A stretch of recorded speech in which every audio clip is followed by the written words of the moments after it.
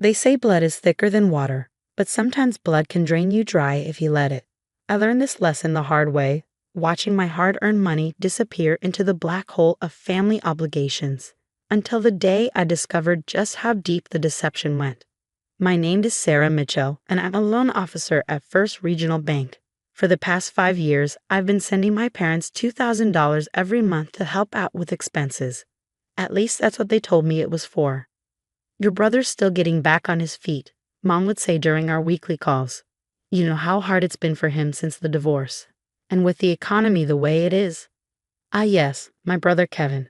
The perpetual victim of circumstance, always just one lucky break away from turning his life around. While I'd worked my way through college, earned my MBA, and built a career in banking, Kevin had bounced from job to job, living in our parents' basement and dreaming up get-rich-quick schemes. He's got real potential, Dad would insist. He just needs a little support until his cryptocurrency investments pay off. You're doing so well at the bank, surely you can help out your own family? And I did help, month after month, year after year, watching my savings dwindle while Kevin posted photos of his latest business meetings at expensive restaurants. But family helps family, right? That's what Mom and Dad always said. Until the day Kevin walked into my bank, wearing a suit that cost more than my monthly mortgage payment, asking about a loan for a beach house. I wasn't supposed to be at the front desk that day. As a senior loan officer, I usually worked with commercial clients in my private office, but Linda was out sick, and we were short-staffed. So there I was when my brother strolled in, not even recognizing me behind my mask and plexiglass shield. I'd like to apply for a mortgage, he said, barely glancing up from his phone. Something in the $800,000 range. Ocean View preferred. I nearly dropped my pen. $800,000? My brother, who supposedly couldn't afford his own apartment? Of course, I said, keeping my voice neutral. I'll just need to see some documentation of your income and assets. Kevin finally looked up, his eyes widening as he recognized me. Sarah, what are you? I mean, I didn't know you worked this branch. For 3 years now, I said coolly. About those documents? He shifted uncomfortably. Look, maybe I should come back another time. No, please, I smiled, though it felt more like baring my teeth. I insist. As your sister, I want to make sure you get the best possible service. Trapped, Kevin reluctantly handed over his financial documents. What I saw made my blood boil. Bank statements showing regular deposits of $2,000, my money, going into an investment account. Tax returns listing significant income from various consulting jobs I'd never heard about, and property records showing he already owned a condo in a city that he purchased 2 years ago. 2 years. While I'd been living in a tiny apartment, sacrificing my own dreams of homeownership to help my struggling brother, he'd been building a real estate portfolio with my money. Interesting, I said, scanning the documents. So when Mom and Dad said you were living in their basement, they suggested it would be better if he thought I was still getting back on my feet. Kevin had the grace to look somewhat ashamed. You know how generous you are, sis. We didn't want you to stop helping out just because I was doing okay. My voice could have frozen lava. Mom and Dad were in on this. Kevin's phone buzzed. He glanced at it, then paled slightly. Look, I should go. Maybe we can discuss this later, as family. I looked at his phone screen, catching a glimpse of a message from Mom. Did you get the loan? Don't let Sarah see the documents. Too late, Mom. Sure, I said, making copies of everything. Let's discuss it as family. Sunday dinner this week. Kevin practically ran from the bank. I sat there for a long time, looking at the evidence of years of deception spread across my desk. The condo purchase, the investment accounts, the regular transfers to offshore holdings. And through it all, my monthly $2,000 contributions, labeled in Kevin's spreadsheets as Sis's subsidy. That night, I dug deeper. Being a loan officer has its advantages. I had access to financial databases and property records that told a very interesting story. Kevin hadn't just been accepting my money, he'd been building a small empire with it. The condo downtown, a stake in a nightclub, and now he wanted a beach house. My phone rang, Mom's number. I let it go to voicemail. Sarah, honey, her voice was nervous. Kevin told us he ran into you at the bank today. I'm sure this all seems shocking, but we can explain everything. Your father and I only wanted what was best for both our children. Call us back, please. I didn't call back. Instead, I spent the night documenting everything. Every transfer, every lie, every manipulation they used to keep the money flowing. 5 years of deception, laid out in cold, hard numbers. Sunday dinner was going to be very interesting indeed. But first, I had a stop to make. Because in reviewing Kevin's documents, I'd noticed something else, something that suggested my brother's financial success might not be entirely legal. And I had a meeting scheduled with the FBI's Financial Crimes Unit. My parents had always said family helps family. They were about to learn that sometimes helping family means holding them accountable. Part 2. The FBI agent looked exactly like you'd expect. Crisp suit, serious expression, and an air of having seen it all before. Agent Roberts sat across from me in a coffee shop 2 blocks from the bank, reviewing the documents I'd brought. "This is interesting," she said finally. "Your brother's investment patterns match several cases we've been tracking. Small-scale money laundering through real estate purchases, using legitimate income to mask darker money." Money laundering? I felt sick. Are you saying Kevin's involved with criminals? We believe he's been helping certain organizations clean their money through property investments. The condo, the nightclub, they're perfect vehicles for making dirty money look clean. She pulled out a photo showing Kevin meeting with a man I recognized from crime reports. Your brother's been on our radar for months, but we couldn't figure out where his seed money was coming from. From me? I whispered. I've been unknowingly funding criminal enterprises. Agent Roberts assured me I wasn't in any legal trouble, but suggested I might want to help them build their case. I agreed immediately. The idea that my hard-earned money had been used for criminal activities made my blood boil. Sunday dinner arrived too quickly and not quickly enough.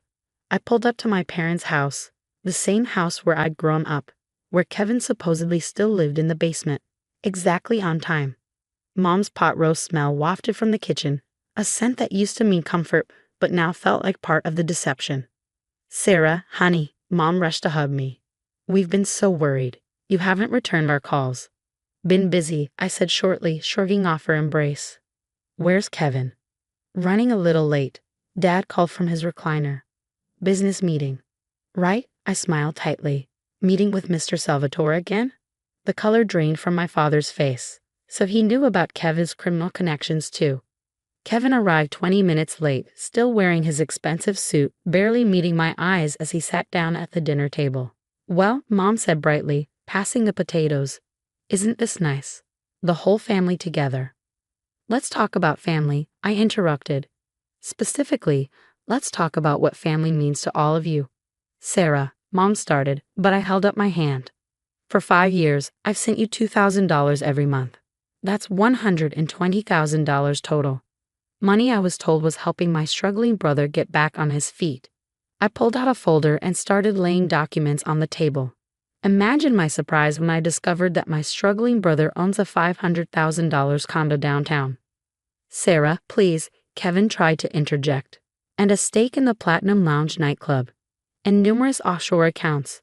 All while supposedly living in Mom and Dad's basement." "We can explain," Dad started.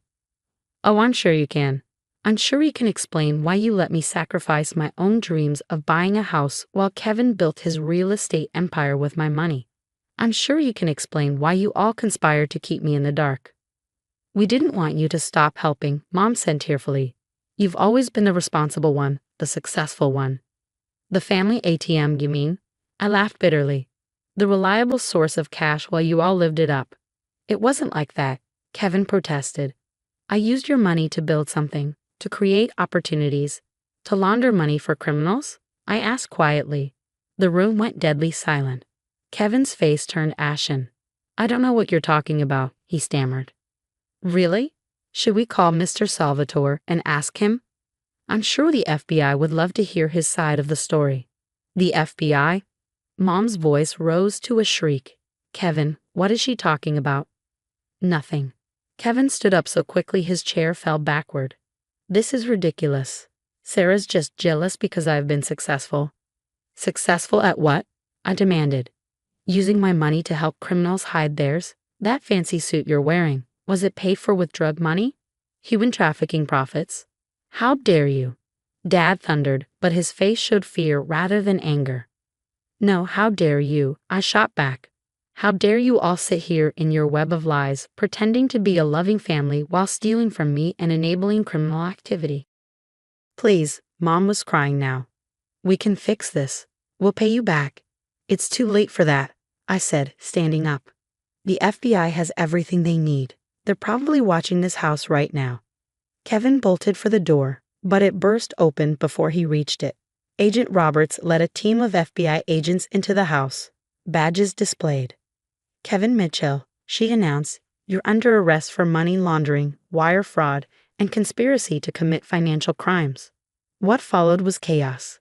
Kevin was handcuffed and led away, protesting his innocence. Mom collapsed in tears while Dad tried unsuccessfully to intervene.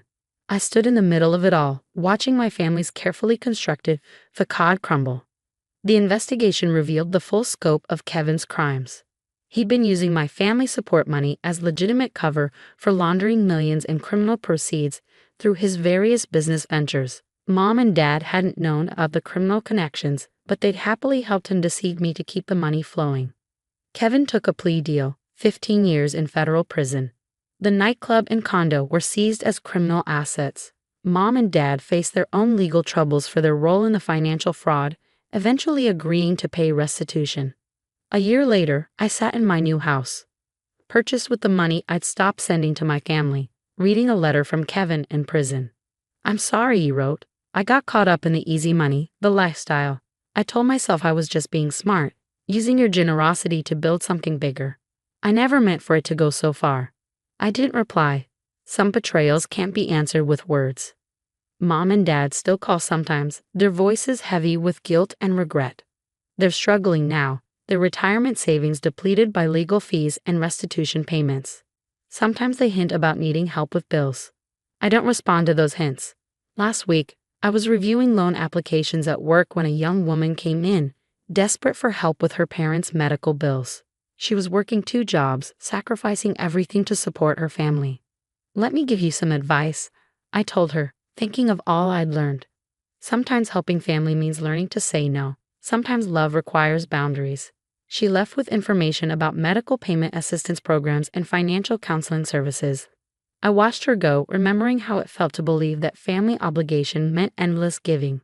They say blood is thicker than water, but they don't tell you that blood can be poisoned by lies and manipulation. I've learned that real family isn't about who can take the most from you. It's about mutual respect, honesty, and genuine support.